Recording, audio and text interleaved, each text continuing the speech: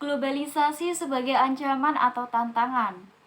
Nah, istilah globalisasi yang sangat populer ini dapat pula berarti ideologi. Alat, oleh karena itu, merupakan wujud keberhasilan ilmu teknologi terutama sekali di bidang komunikasi. Ketika globalisasi berarti alat, maka globalisasi sangatlah netral. Artinya, ia berarti dan sekaligus mengandung hal-hal yang positif. Ketika dimanfaatkan untuk tujuan yang baik dan sebaliknya, globalisasi akan dapat berakibat negatif jika digunakan untuk tujuan yang tidak baik pula. Nah, dengan demikian globalisasi akan bergantung kepada siapa saja yang menggunakannya dan untuk keperluan apa saja tujuan kemana ia dipergunakan itu. Ketika globalisasi sebagai ideologi sudah mempunyai arti sendiri dan netralitasnya sangat berkurang. Oleh karena itu tidak aneh kalau kemudian tidak sedikit akan terjadi benturan nilai. Benturan nilai antara nilai yang dianggap sebagai ideologi globalisasi dan nilai agama. Termasuk agama Islam. Ketika bermakna ideologi, itulah globalisasi atau juga pergaulan hidup global baru dan ada respon dari agama-agama termasuk Islam, baik sebagai alat maupun sebagai ideologi. Menurut Syamsul, salah satu senior lecturer di Monash University dulu, ada dua hal yang menjadi tantangan terbesar bagi dunia pendidikan di Indonesia menghadapi era globalisasi dunia yang sekarang. Yang pertama adalah teknologi. Nah, minimnya pengetahuan teknologi sangat mempengaruhi kemampuan para edukator. Saya yakin bahwa banyak guru-guru yang tidak mengetahui adanya internet, sedangkan para muridnya sudah lebih tahu tentang internet itu. Yang kedua, masuknya sekolah plus dan oversize silabus tentang tantangan ini bisa berdampak positif dan berdampak negatif tergantung dari perspektif di mana kita melihatnya. Oke, yang pertama sebagai ancaman.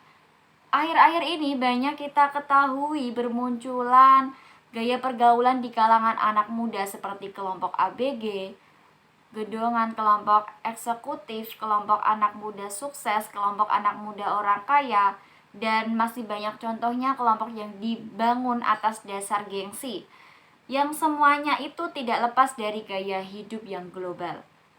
Nah, dalam pendefinisian itu, di sana banyak ancaman budaya berupa kebebasan yang datang dari dunia sekuler dan umumnya barat. Dan ketika kebebasan ini berlebihan, maka nilai-nilai dan norma budaya lokal dan nasional, terlebih lagi nilai agama akan terasa terancam olehnya. Ya, tentu saja kebebasan di sini tidak dalam pengertian yang positif seperti kebebasan menyampaikan pendapat, kritik sosial, dan semacamnya. Namun, ia adalah kebebasan yang menjurus pada kepuasan lahiriah, egoisme, dan hedonisme. Akibat negatif dari kebebasan penyalahgunaan narkoba, kebebasan seks, kebebasan makan dan minum barang haram, dan sejenisnya. Yang demikian itu akan mengancam pada masyarakat yang terlalu mudah hanyut untuk berimitasi globalisasi atau akan menjadi lingkaran setan bagi mereka sendiri. Yang kedua, sebagai tantangan. Di pihak lain, jika globalisasi itu memberi pengaruh hal-hal nilai dan praktek yang positif, maka seharusnya menjadi tantangan bagi bangsa Indonesia untuk mampu menyerapnya, terutama sekali hal-hal yang tidak mengalami benturan dengan budaya lokal maupun nasional. Terutama sekali nilai agama.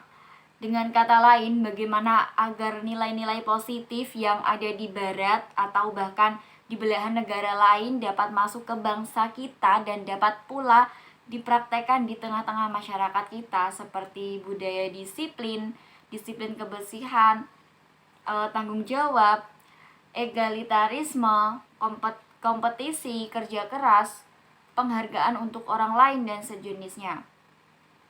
Disinilah seharusnya agama itu mampu menyaring yang baik dapat diikuti dan yang jelek harus dihindari. Lebih dari itu, bagaimana kita mampu memberi pendidikan kepada anak-anak kita untuk bangsa kita agar ketika mereka mengetahui nilai yang negatif, mereka akan menghindarinya, bukan malah menirunya. Dan sebaliknya, ketika anak-anak mengetahui nilai-nilai yang positif dan memberikan manfaat untuk bangsanya, mereka akan senantiasa menirunya dan akan mengadopsinya, bukan malah menghindarinya. Ini berarti berkaitan dengan banyak aspek, termasuk pendidikan, kemauan politik, praktek hukum, dan tidak ketinggalan adalah contoh dari pimpinan kita sendiri.